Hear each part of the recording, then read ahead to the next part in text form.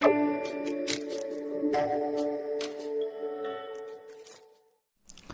বন্ধুরা, আমি সুজাত। ওয়েলকাম টু প্রয়াস স্টেপটেবল ইউটিউব চ্যানেলে। কয়েকদিন ধরে আমি ভিডিও আপলোড করে উঠতে পারছি না, কন্টিনিউ কোনো ভিডিও আপলোড করতে পারছি না, তাই জন্য তোমাদের কাছে দুঃখিত।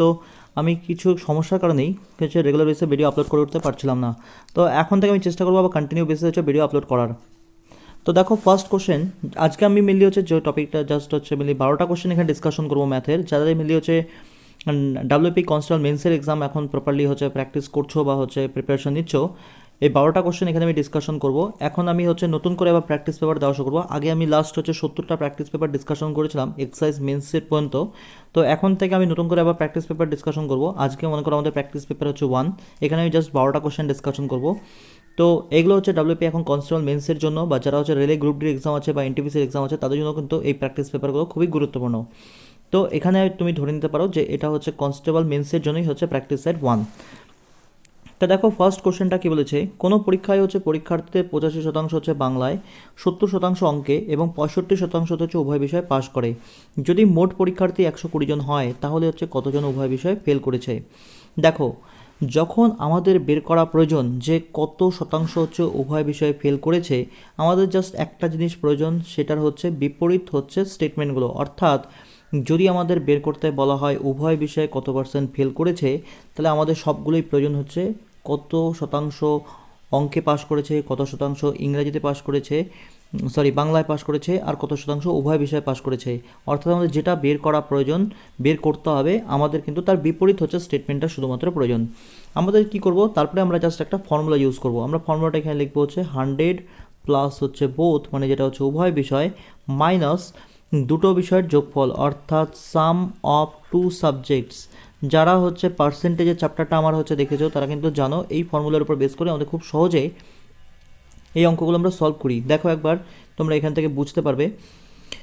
এখানে হচ্ছে 100 জন হচ্ছে আমি ধরে নিলাম হচ্ছে মোট পরীক্ষার্থী, তাহলে হচ্ছে উভয় বিষয়ে কত শতাংশ পাস করেছে, 65%। অর্থাৎ আমরা বলতে পারি হচ্ছে 65 জন, মাইনাস করব দুটো বিষয়ের যোগফল। দেখো, বাংলায় পাশ করেছে 85 জন আর অঙ্কে পাশ করেছে 70 জন, তাহলে এখানে আমরা করব হচ্ছে 85 যোগ হচ্ছে 70।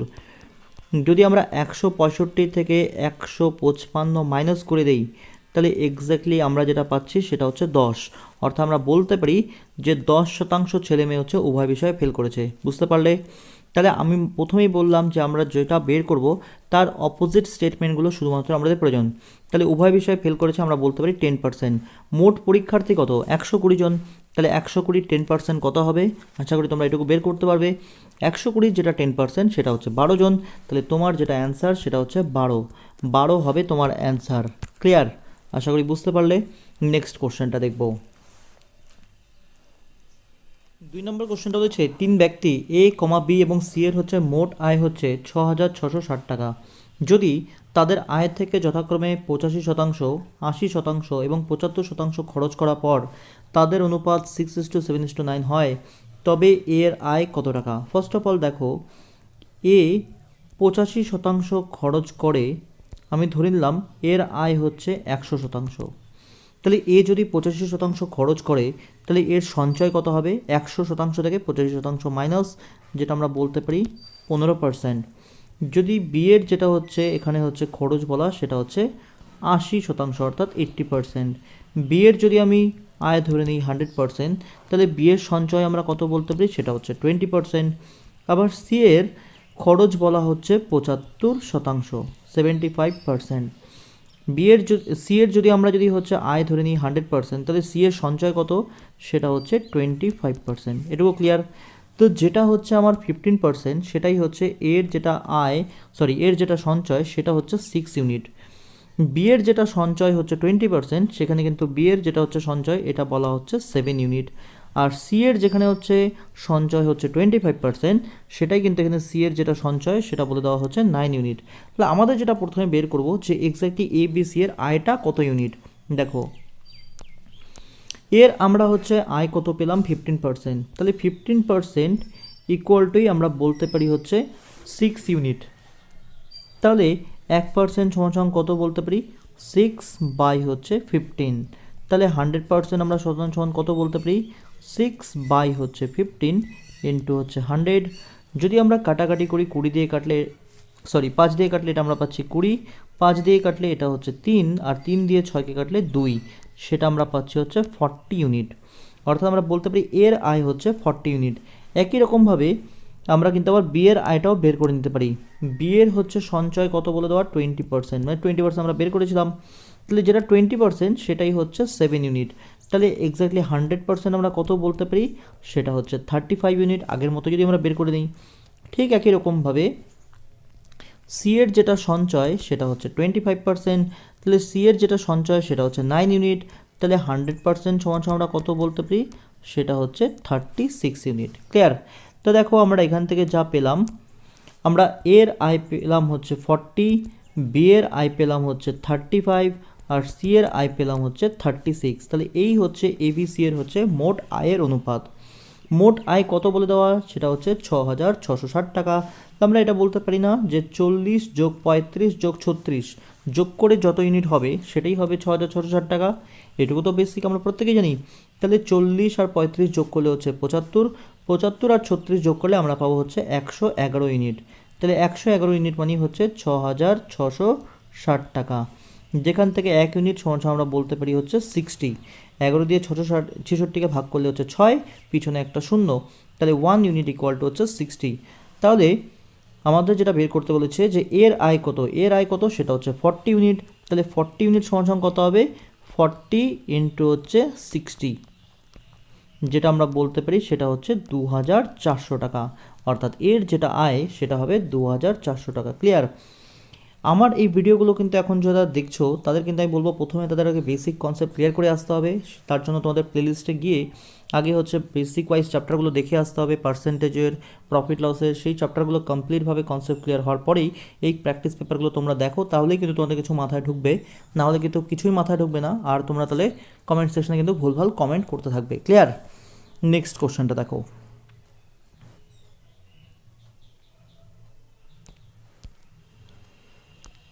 3 নম্বর কোশ্চেনটা দেখো। 3 নম্বর কোশ্চেনটাও একই। দুজন ব্যক্তির হচ্ছে মোট মাসিক বেতন হচ্ছে 7,500 টাকা। তারা যথাক্রমে বেতনের হচ্ছে 90% এবং 80% হচ্ছে খরচ করে।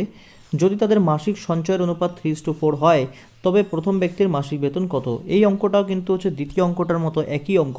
এই অঙ্কটা আমি আর করব না, এই অঙ্কটা তোমরা নিজেরা করবে। এটা হচ্ছে হোমওয়ার্ক তোমাদের দেওয়া থাকলো।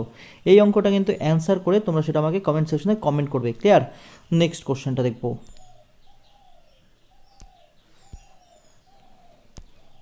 4 নম্বর কোশ্চেনটা দেখো। 40 টাকা কেজি দরে আসাম চায়ের সঙ্গে 65 টাকা কেজি দরে দার্জিলিং চা কী অনুপাতে মিশিয়ে মিশ্রিত চা প্রতি কেজি 60 টাকা দরে বিক্রি করলে মোটের ওপর 20% লাভ হবে? এই ধরনের অঙ্ক কিন্তু আমি আগেও অনেকবার ডিসকাশন করেছি আগের প্র্যাকটিস পেপারগুলোর মধ্যে। আর যারা মিললে হচ্ছে মিশ্রণ হচ্ছে চ্যাপ্টারগুলো পুরো ভিডিওগুলো কমপ্লিটভাবে দেখে এসছো, সেখানেও কিন্তু এই ধরনের কোশ্চেন কিন্তু ডিসকাশন করা আছে। তো দেখো, এটা যদি তোমরা নিজেরাও একবার সলভ করো, আমিও এখানে একবার দেখে নিই। দেখো, দু ধরনের হচ্ছে চা উল্লেখ করা। আসাম চা যেটা হচ্ছে 40 টাকা প্রতি কিলো, আর যেটা হচ্ছে দার্জিলিং চা সেটা হচ্ছে 65 টাকা প্রতি কিলো। মিশিয়ে মিশ্রিত চা হচ্ছে 60 টাকা কিলো দরে বিক্রি করলে মোটের ওপর 20% লাভ হবে। অর্থাৎ আমরা এখানে যেটা 60 টাকা পাচ্ছি সেটা হচ্ছে মিশ্রিত চায়ের বিক্রয় মূল্য পাচ্ছি। আমরা যেটা প্রথমে বের করবো সেটা হচ্ছে মিশ্রিত চায়ের ক্রয় মূল্য। দেখো 20% লাভ হচ্ছে, তাহলে আমরা মিশ্রিত চায়ের ক্রয় মূল্য যদি ধরে নিই 100%, তাহলে মিশ্রিত চায়ের বিক্রয় মূল্য আমরা কত বলতে পারি, 120%। কারণ হচ্ছে 20% লাভ হবে, তাহলে আমরা বলতে পারি 120% মানে হচ্ছে 60 টাকা। তাহলে 1% সমান আমরা কত বলতে পারি, সেটা হচ্ছে হাফ টাকা।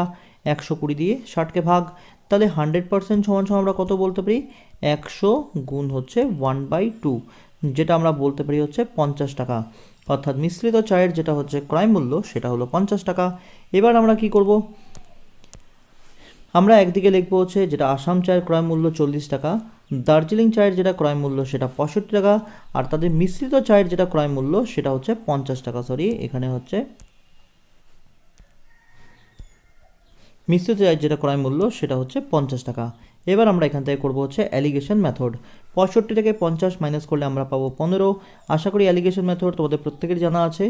যখন হচ্ছে দুটো দ্রব্য দেওয়া থাকে, দুটো দ্রব্য আলাদা আলাদাভাবে দাম দেওয়া আছে, আর তাদের মিশ্রণের দামটা দেওয়া থাকে, তাহলে কিন্তু আমরা এই অঙ্কগুলো তাদের দামের হচ্ছে অনুপাতে তাদের হচ্ছে পরিমাণের অনুপাতটা বের করে নিতে পারি অ্যালিগেশন মেথডের সাহায্যে।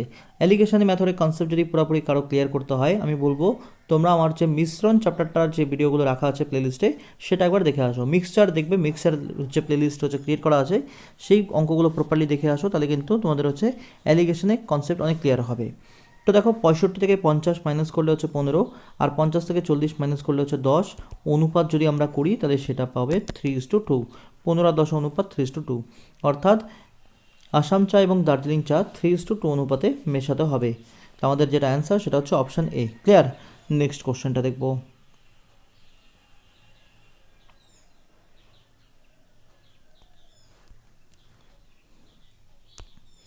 5 নম্বর কোশ্চেনটা দেখো কি বলেছে।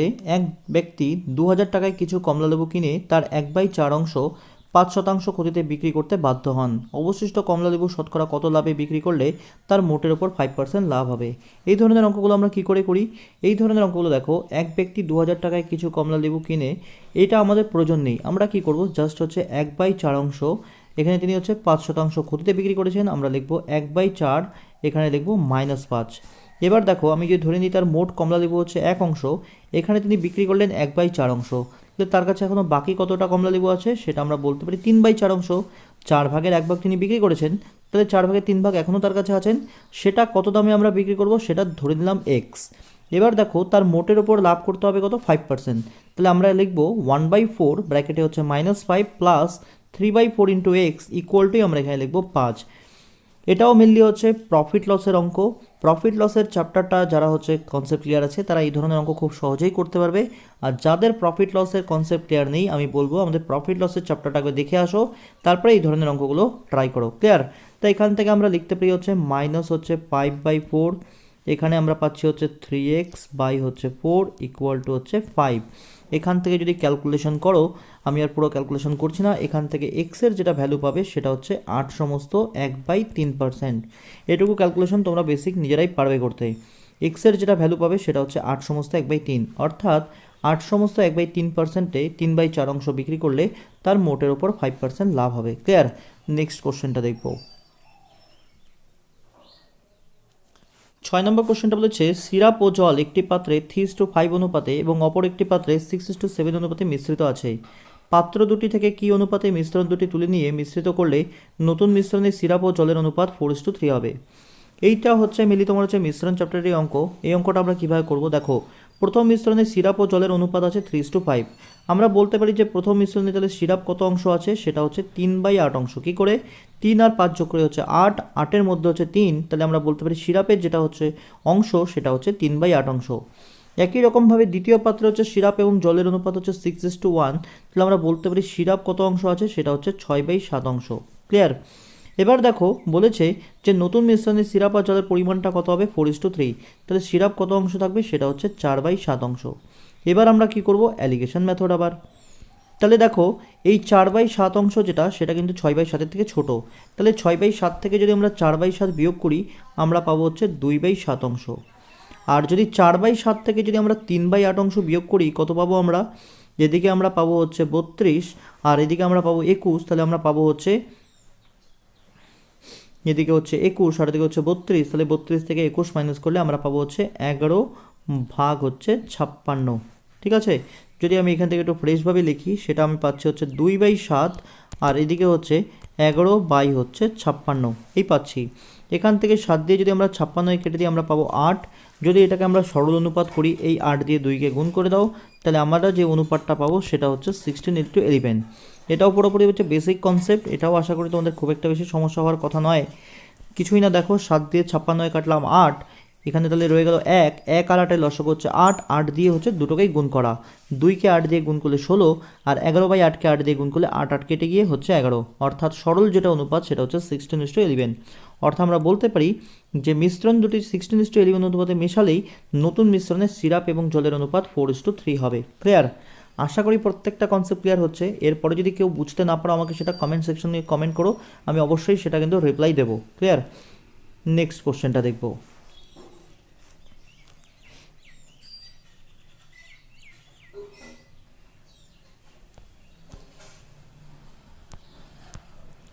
7 নম্বর কোশ্চেনটা দেখো কি বলেছে, একটি পাত্রে হচ্ছে শরবতে সিরাপ এবং জলের অনুপাত হচ্ছে 7:4।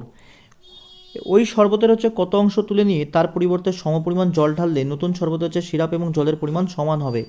এই অঙ্কটা যদি আমি হচ্ছে বেসিকভাবে করি, বেসিকভাবে কিন্তু অনেকটাই বড় হবে। আমি যদি তোমাদের একটা ট্রিক বলি, এই ট্রিকের সাথে কিন্তু অঙ্কটা একটা লাইনের মধ্যেই সলভ করা যায়। কি করে দেখো, যখন এই ধরনের আমরা অঙ্কগুলো পাই, একটি পাত্রে দেখো সিরাপ এবং জলের অনুপাত হচ্ছে 7:4, যার মিললে হচ্ছে অনুপাতটা বেশি থাকবে, মানে অনুপাতের মধ্যে ইউনিটটা বেশি থাকবে, সেখান থেকে কিন্তু আমার বলা হচ্ছে যে পুরো মিশ্রণটা হচ্ছে একবার তুলে নিয়ে তার পরিবর্তে হচ্ছে জল ঢালা হবে, অর্থাৎ যেটার পরিমাণ কম আছে সেটাই ঢালা হবে। তারপরে বলছে যে শরবতের সিরাপ এবং জলের পরিমাণ হচ্ছে সমান হবে, অর্থাৎ তাদের যে অনুপাতটা হবে সেটা হচ্ছে 1:1। এই ধরনের অঙ্কগুলোর ক্ষেত্রে আমরা কি করব, যার হচ্ছে পরিমাণটা বেশি আর যার পরিমাণটা কম তাদের মধ্যে প্রথমে হচ্ছে আমরা বিয়োগ করব। 7 এবং 4 এদের মধ্যে বিয়োগফল কত হচ্ছে 3 লিখব নিচে। আর যেটার পরিমাণ জাস্ট হচ্ছে বেশি আছে তাকে জাস্ট 2 দিয়ে গুণ করে নিচে লিখে দাও, 7 গুণ 2। তাহলে আমরা যেটা পেয়ে যাচ্ছি সেটা হচ্ছে 3/14 অংশ। আমাদের অ্যান্সার 3/14 অংশ। বাস হয়ে গেল। ক্লিয়ার? কি করলাম আবার বলে দিচ্ছি, যার পরিমাণ হচ্ছে বেশি আছে ইউনিটে আর যার পরিমাণ হচ্ছে কম, এদের মধ্যে পার্থক্য করে প্রথমে আমরা উপরে লিখব, আর যার পরিমাণটা বেশি আছে তাকে গুণ করে 2 দিয়ে গুণ করে নিচে লিখে দেবো। 2 দিয়ে কিন্তু গুণ করব। বাস আমরা তাহলে যেটা পেয়ে যাচ্ছি অ্যান্সার সেটা হচ্ছে 3/14 অংশ। এখানে আমি যেটা করলাম সেটা হচ্ছে এই পুরো হচ্ছে অঙ্কটা যদি আমরা ডেসক্রিপটিভভাবে করতে থাকি তাহলে লাস্ট লাইনটা এটাই মেনলি এসে দাঁড়ায়। তো আমি লাস্ট লাইনটাই জাস্ট একবারে তোমাদের লিখে দিলাম। এবার যদি কেউ মনে করে যে না স্যার এটা আমরা বেসিকভাবে কী করে করবো, তাহলে আমি দেখো সাজিয়ে দিচ্ছি, তোমরা এটা সলভ করবে। দেখো এখানে আমি প্রথমেই ধরে নেব যে পুরো পাত্রটার হচ্ছে পরিমাণ, মিশ্রণটার পরিমাণ হচ্ছে 1 অংশ। তাহলে আমরা সিরাপের পরিমাণটা কত বলতে পারি, সেটা হচ্ছে 7/11 অংশ। আর যদি আমরা জলের পরিমাণটা বলি সেটা হচ্ছে 4/11 অংশ। যদি আমরা ধরে নিই যে এক্স পরিমাণ হচ্ছে মিশ্রণ তুলে নেওয়া হবে, তাহলে এক্স পরিমাণ মিশ্রণের মধ্যে সিরাপ কতটা পরিমাণ উঠবে, এক্সের হচ্ছে 7/11 অংশ। আর জলের পরিমাণ কতটা উঠবে, সেটা হচ্ছে এক্সের হচ্ছে 4/11 অংশ। এবার দেখো মিশ্রণ আমি কতটা তুললাম, এক্স পরিমাণ। যতটা পরিমাণ হচ্ছে শরবত তোলা হবে বা যতটা পরিমাণ মিশ্রণ তোলা হবে ততটা পরিমাণে কিন্তু হচ্ছে তোমার এখানে হচ্ছে আবার কি ঢালা হবে, জল ঢালা হবে, অর্থাৎ এক্স পরিমাণ জল ঢালা হবে। জলের পরিমাণটা বেড়ে গেল এক্স। আর তারপরে যে এক্স্যাক্টলি অনুপাতটা গিয়ে দাঁড়াচ্ছে সেটা হচ্ছে সমান, অর্থাৎ আমরা বলতে পারি অনুপাতটা হচ্ছে 1:1। বাস এখান থেকে তোমাকে যেটা করতে হবে সেটা হচ্ছে এক্সের মান বের করতে হবে। ক্লিয়ার? এটুকু তোমরা সলভ করবে। এটা সলভ করার পরে দেখবে যে এক্সের যেটা হচ্ছে ভ্যালু পাবে সেটা হচ্ছে 3/14 অংশ। ক্লিয়ার? নেক্সট কোশ্চেনটা দেখবো।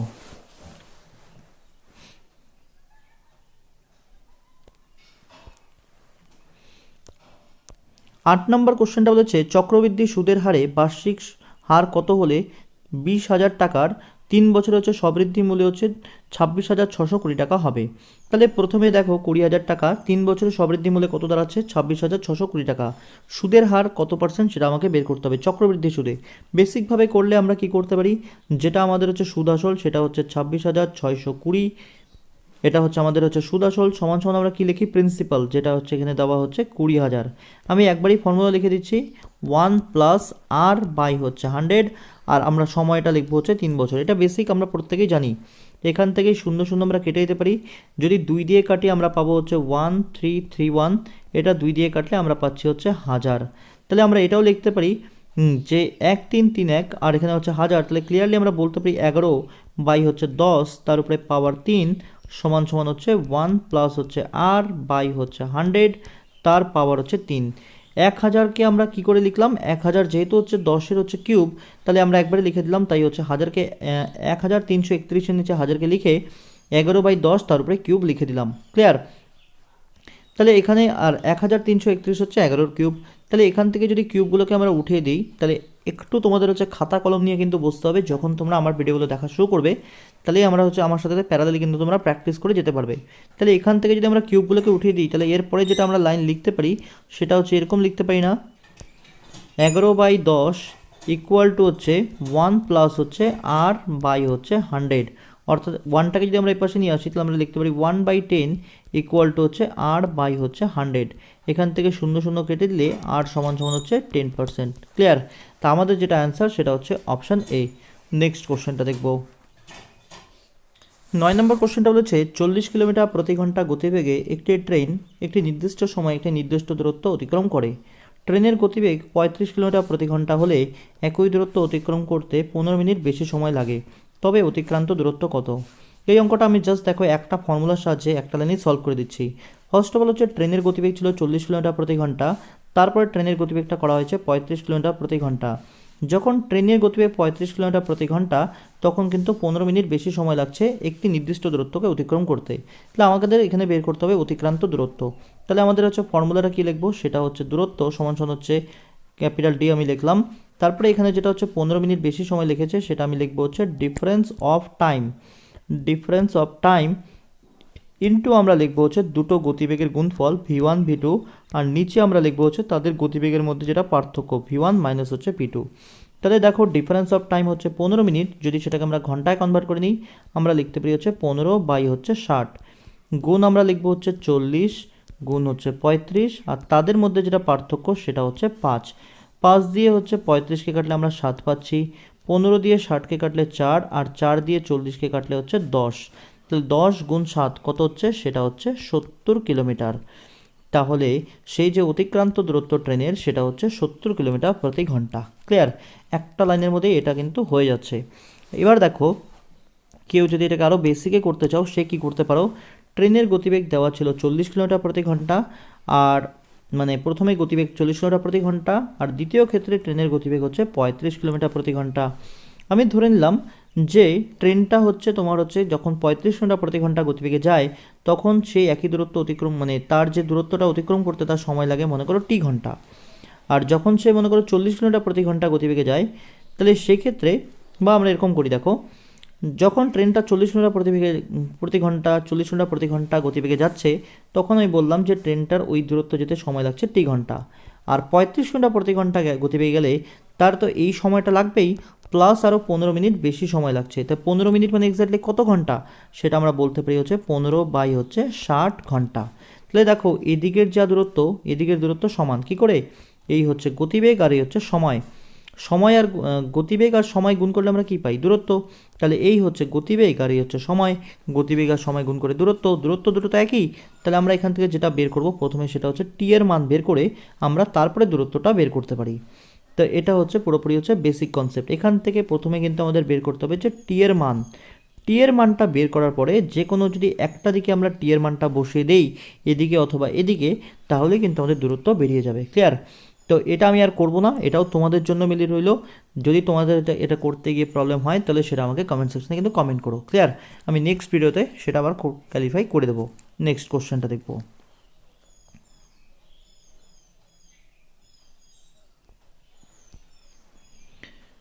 10 নম্বর কোশ্চেনটা বলেছে একটি আয়তকার মাঠের হচ্ছে দৈর্ঘ্য প্রস্থ যথাক্রমে হচ্ছে 100 মিটার এবং হচ্ছে 80 মিটার।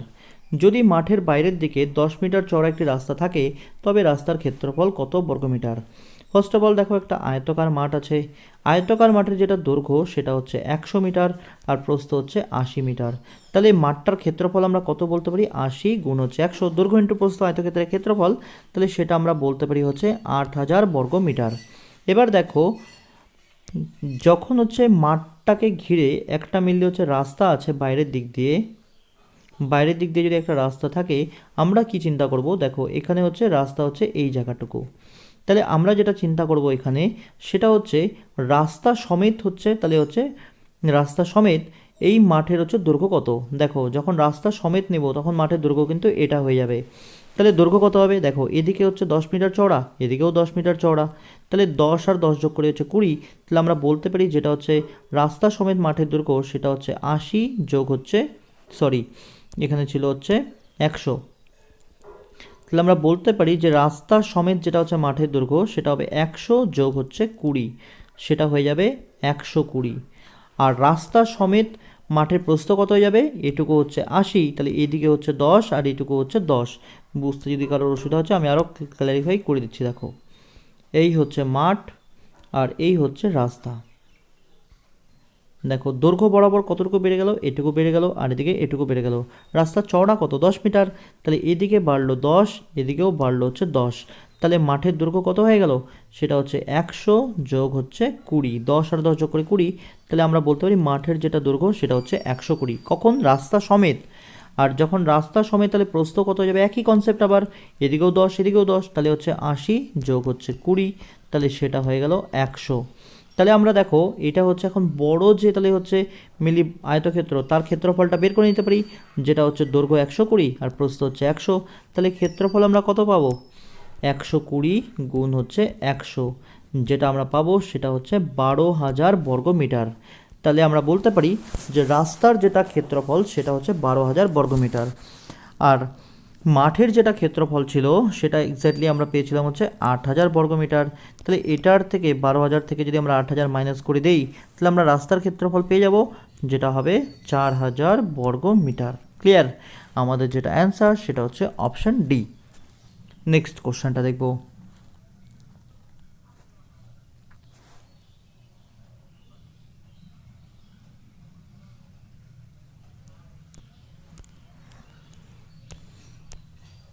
এগারো নম্বর কোশ্চেনটা বলেছে কোনো টাকা হচ্ছে বার্ষিক সরল সুদের হারে 25 বছরে 3 গুণ হয়, তবে হচ্ছে বার্ষিক সুদের হার কত? খুব সহজ কোশ্চেন, তোমরা নিজেরাই পারবে। দেখো সময় এখানে বলে দেওয়া হচ্ছে 25 বছর, আর বলেছে কোনো একটা টাকা 25 বছর হচ্ছে 3 গুণ হয়। তাহলে আমরা বলতে পারি যেটা হচ্ছে সুদ আসল সেটাই হচ্ছে আসলের 3 গুণ। কোনো একটা টাকা 3 গুণ কখন হবে? যখন সুদ আর আসল যোগ করে দেখা যাচ্ছে সেটা আসলে 3 গুণ হচ্ছে। তাহলে এখান থেকে আমরা সুদ সমান সমান কত বলতে পারি? সেটা হচ্ছে 3p মাইনাস হচ্ছে p, অর্থাৎ 2p। তাহলে আমরা বলতে পারি যে সুদটা হচ্ছে আসলের দ্বিগুণ। ক্লিয়ার? তো এবার দেখো আমরা যদি বেসিক ফর্মুলা লাগাই, আমরা জানি যে i ইকুয়াল টু হচ্ছে PTR বাই হচ্ছে 100। i এর জায়গায় আমরা লিখব 2p, এখানে থাকবে p, সময়ের জায়গায় আমরা লিখব 25, সুদের হার হচ্ছে r বাই হচ্ছে 100। p কেটে দাও, 25 দিয়ে 100 কাটলে 4, তাহলে r সমান সমান আমরা বলতে পারি হচ্ছে 8%। তাহলে আমাদের যেটা অ্যান্সার সেটা হচ্ছে অপশান এ। ক্লিয়ার? নেক্সট কোশ্চেনটা দেখব।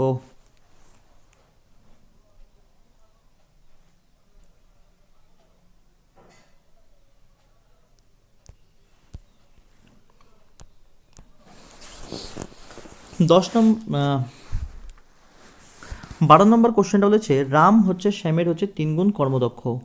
রাম শ্যামের তুলনায় কোনো একটি কাজ 60 দিন কম সময়ে করতে পারে, তবে দুজনে একত্রে কাজটা কত দিনে করবে? ফার্স্ট অফ অল দেখো এখানে আমি রাম লিখলাম আর এখানে শ্যাম লিখলাম। আমি ধরে নিলাম যে রামের যেটা হচ্ছে কর্মদক্ষতা সেটা হচ্ছে শ্যামের 3 গুণ। শ্যামের যদি কর্মদক্ষতা 1 হয় তাহলে রামের কর্মদক্ষতা কত? 3। যদি আমরা অনুপাত নেই তাহলে সেটা হচ্ছে 3:1। কখন? এটা হচ্ছে কর্মদক্ষতা। কর্মদক্ষতার সাথে সময়ের যেটা সম্পর্ক সেটা কিন্তু ব্যস্তানুপাতিক সম্পর্ক, অর্থাৎ কর্মদক্ষতা যার হচ্ছে বেশি হবে তার ক্ষেত্রে সময় কম লাগবে কোনো কাজ করতে, আর যার কর্মদক্ষতা কম হবে তার ক্ষেত্রে কিন্তু সময়টা বেশি লাগবে। তাহলে সময়ের যেটা অনুপাত হয়ে যাবে সেটা হবে 1:3। কর্মদক্ষতার অনুপাত যদি 3:1 হয়, সময়ের ক্ষেত্রে অনুপাতটা হয়ে যাবে 1:3। ক্লিয়ার?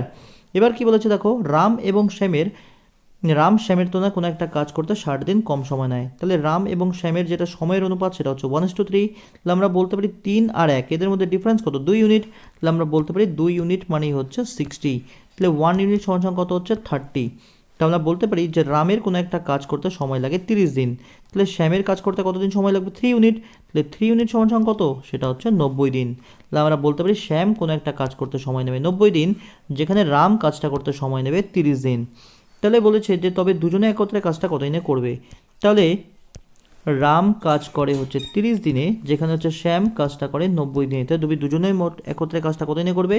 সেটা হচ্ছে 30 গুণ হচ্ছে 90, আর নিচে হচ্ছে 30 যোগ হচ্ছে 90, a into B by A plus B, basic formula. তাহলে এখান থেকে আমরা বলতে পারি হচ্ছে 30 গুণ হচ্ছে 90, নিচে হচ্ছে 120, 30 দিয়ে 120কে কাটলে 4, 90কে 4 দিয়ে ভাগ করলে আমরা পাবো হচ্ছে 22 সমস্ত 1/2 দিন। আমাদের যেটা অ্যান্সার সেটা হচ্ছে অপশান সি। ক্লিয়ার? তো এই হচ্ছে ডাব্লিউপি এখন কনস্টেবল মেন্স হচ্ছে প্র্যাকটিস সেট 1 ম্যাথের জন্য। আর যারা আগের প্র্যাকটিস পেপারগুলো দেখবি তারাও কিন্তু অল্টারনেট ওই একই কনসেপ্ট, আমি তো মেনলি হচ্ছে একই ধরনের অঙ্ক আমরা ডিসকাশন করবো, কারণ মেনলি এক্সামে তো ওই মোটামুটি একই প্যাটার্নেরই কিন্তু কোশ্চেন আসছে, তো ওই কোশ্চেনই আমাদের প্র্যাকটিস করতে হবে। তো যারা আগের প্র্যাকটিস পেপারগুলো দেখে অঙ্ক প্র্যাকটিস করতে চাও তারাও কিন্তু অলরেডি বেনিফিটেড হবে। আমি সেটারও হচ্ছে লিঙ্ক ডিসক্রিপশন বক্সে দিয়ে রাখবো, এবং যারা এনটিপিসি বা রেলে গ্রুপ ডির জন্য প্রিপারেশন করছো তারাও কিন্তু এই অঙ্কগুলো দেখো, তোমাদের জন্য হেল্পফুল হবে। এছাড়াও আমি রেলে গ্রুপটির জন্য আলাদা করে হচ্ছে প্র্যাকটিস পেপার নিয়ে আসবো, তবে এই অঙ্কগুলো তোমরা যদি দেখো তোমাদের কিন্তু হেল্পফুলই হবে। তো এই হচ্ছে 12টা কোশ্চেন, এই কোশ্চেনগুলো আমি ডিসকাশন করলাম। তোমাদের কাছে জাস্ট একটাই অনুরোধ, যদি এই ভিডিওগুলো তোমাদের কোনো হেল্প করে অবশ্যই একটু তোমাদের বন্ধুদের মধ্যে ভিডিওগুলো শেয়ার করো, আর চ্যানেলটা অবশ্যই সাবস্ক্রাইব করে রেখো, আর বেল আইকনটা কিন্তু অবশ্যই প্রেস করো। Thank you.